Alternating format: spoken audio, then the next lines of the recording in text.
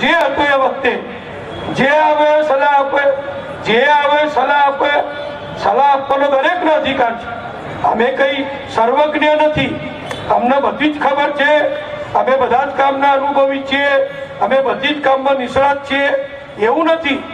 પણ સલાહ આપનારની કેપેસિટી, કોઈ મોટો પ્રોફેસર હોય અને મને કંઈક લખવામાં સલાહ આપત બરોબર, આ વિષ્ણુભાઈ જેવા ડોક્ટર હોય અને હું આરોગ્ય મંત્રી હોઉં અને કોઈ સલાહ આપે કે નીતિનભાઈ આરોગ્ય વિભાગમાં આવું કરવું જોઈએ તો એ મારા માથા પેર ગણાય. પણ ઘેર, માફ કરજો કોઈના ઉપર નથી કહેતો, પણ ઘેર બેસીને પત્નીને એમ કે પાણીનો ગ્લાસ લાવીને ખાટલામાં બેઠા બેઠા તો પત્ની એમ કે ચાલો મારા ઉભા થઈ પી લો, મારા કામ ચાલે છે, એવા અમને સલાહ આપવા હતા. બોલો.